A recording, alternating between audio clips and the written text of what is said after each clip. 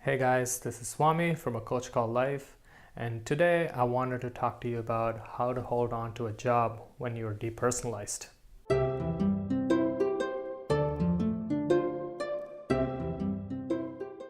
I've been hearing from a lot of people about how difficult it is for them to hold on to their job or show up for work when they're depersonalized. And I can totally relate to this because when I was depersonalized, it was one of the hardest things to do for me was to go to work and be able to do my job. I was completely, feeling scared most of the time at work. I didn't know what was going on with me. I had such a hard time concentrating and doing work. My coworkers looked weird all the time. I would just look around and I'll be like, what is this? What the hell? Who the hell are these people? I have everybody looks like an alien, including myself. And during such times, how can you focus and how can you do work? Everything feels unreal. Everything feels like a dream. You feel like you're in a movie, and it can be really a disturbing experience. And because of that, you might not be able to focus and concentrate and do your work. It's really, really hard because your mind is occupied by thoughts of doom, dread, and philosophical existential questions. And most of the time at work, you're supposed to be professional. You can't open up and about your feelings to everybody. You're supposed to have a professional demeanor. So that puts a lot of pressure on yourself to maintain this face of normalcy.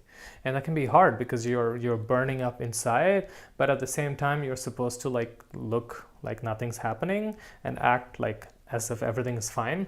So no wonder people find it difficult to go to work when they're depersonalized. People might also feel embarrassed because do you have this fear that you might just embarrass yourself in front of your coworkers, that you might be interacting with them and suddenly you're off somewhere and then you come back and you're like, wait, what was that you said again? I'm sorry, I didn't catch that. All of that makes you feel really you're going to embarrass yourself in front of your coworkers. And it's hard to interact. It's hard to look people in the eye when you're depersonalized, especially when that person doesn't have a clue about depersonalization or anxiety. It's really hard to interact with someone and just talk about work or have a small talk. So that being said, let me go over a few options that you can apply and in this situation and see what works for you. Option number 1, take a vacation. This is the easiest. Take 2 weeks off, maybe 3 weeks off. Go somewhere. Go to an island. Go to a beach. Go to a place where there's not much stimulation. Go to a place where you can just relax and just not do a lot and just pamper yourself and take care of yourself. Just disconnect from work for 2 weeks or 3 weeks. Maybe just stop checking your work email while you're on vacation. Just take that load off of your mind. If you have a partner or a friend, travel with them. If not, just go on a vacation by yourself. I highly recommend traveling alone. Especially when you're depersonalized, because if something doesn't feel right to you, you can always head back to your hotel or wherever you're staying. Traveling alone when you're depersonalized is actually not that hard as you think. So just take a break, go pamper yourself, get a massage, just relax, let your body rejuvenate, let your body rest up. It will tremendously help you. If you don't want to go on a vacation, just do a staycation. That's where you take 2 weeks off and go anywhere. Just stay at home, watch Netflix, just cook a nice meal, just stay and enjoy your time in the comfort of your own home. And that could also be really helpful. Option number 2, check with your boss or your supervisor to see if you can work from home. This is a great option, and in this day and age, most of the job is just done through computers over the internet. So a lot of companies are warming up to this idea of like letting their employees work from home. Talk to your boss or your supervisor and just like let them know that you're going through some difficulty in your life, and if you would really appreciate if they could let you work from home. Most people only care about the output that you produce, so it doesn't matter where you work from, either your office or your home. As long as you're getting your job done, as long as you're on time about things, and if you can prove that to people, they'll be more than happy to just let you work from home.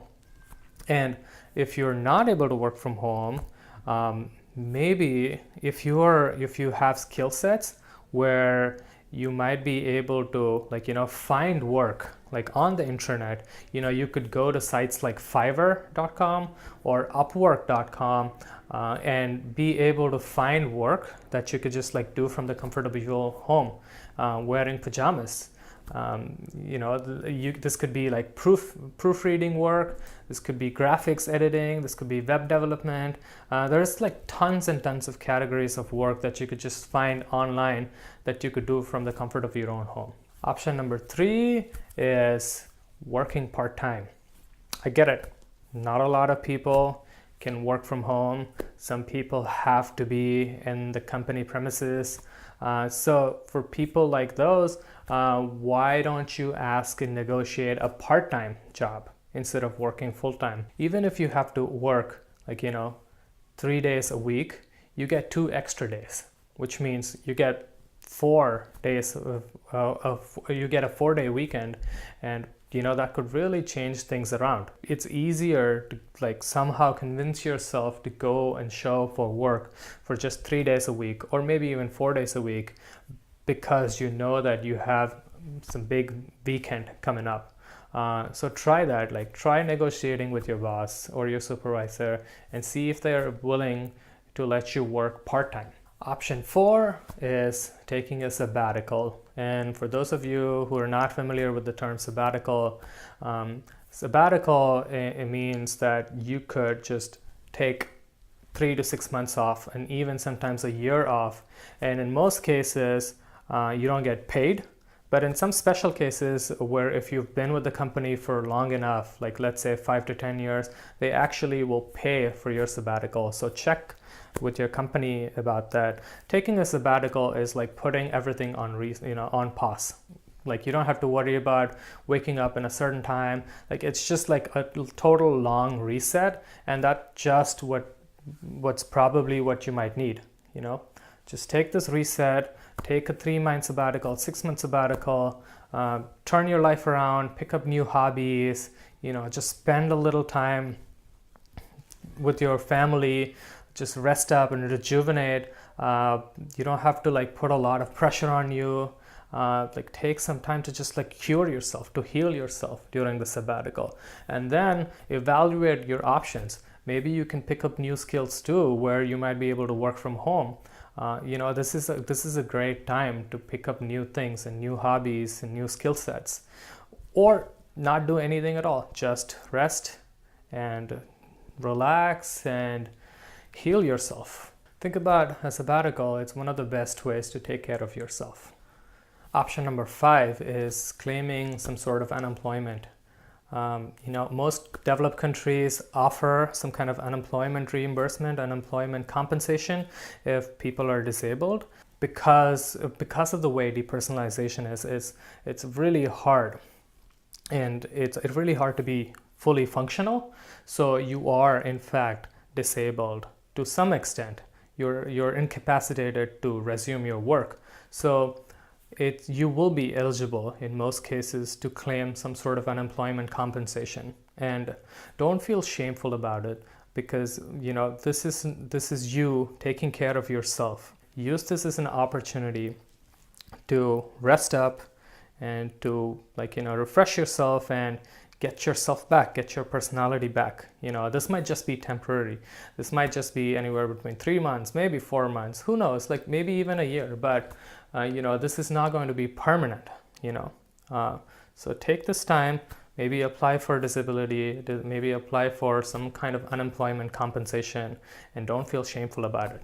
Which brings me to the final option, and which is to embrace this. And if none of these work, if you can't take a vacation, if you cannot work from home, if you can't take a sabbatical, if you can't work part-time, if you cannot do unemployment, just embrace this feeling and just show up for work. This is the hardest option, but when everything else fails, you got nothing else, just embrace the feeling. Just go to work fully feeling depersonalized and sit there and try your best to work. But just give yourself permission to feel weird. Give yourself permission to feel scared. Accept that you're going to feel this way. I love all of these feelings. And this is what I did, because I had no other options. I had to show up for work. So every day I would wake up and I would tell myself, today is going to be just one day. I'm going to feel all of these weird feelings.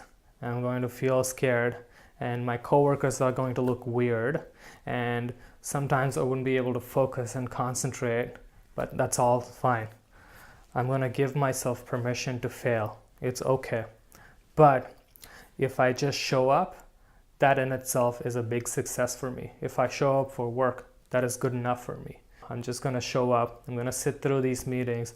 I'm going to try to do the work to the best of my abilities, but I'm going to give myself permission to fail. I'm going to give myself permission to be scared. I'm going to give myself permission to just be unable to perform to the fullest extent. And that's all fine. And I just embraced it, and I just showed up for work. I remember it being really hard for me during the first month. I was feeling really scared. Every time I took the bus to go to work, I would just have this impending doom just in me, and I wouldn't know how to get through the day. But then I told myself, this is just one day. This is just one day. This is okay. I give myself full permission to fail, and whatever happens, let it happen. I have no choice. I'm going to embrace this. And I just started showing up every day. And then every day the fear reduced just by a tiny percentage, but then over time it all added up. And sometimes that's how it works. You just keep showing up, and then you just keep committing, and you will eventually be able to do it. And it just takes that initial bit of push, because initially things are really harder to move and push, and then once the ball gets rolling, it becomes easier. So if nothing else works, just embrace these feelings, accept them, show up for work every day, one day at a time, and let the pieces fall where they may, and don't care, because you're giving the best you can, and that's good enough. You're showing up, that's good enough. So that's it, guys. I hope you found all the options that I listed useful, and if you did, please give this video a thumbs up and share it with your network and peers, and don't forget to subscribe. It really helps me to put more videos out. If I see a lot more people subscribe, it just motivates me to produce more content. So don't forget to subscribe, and thanks for watching. Until next time, this is Swami from A Coach Called Life.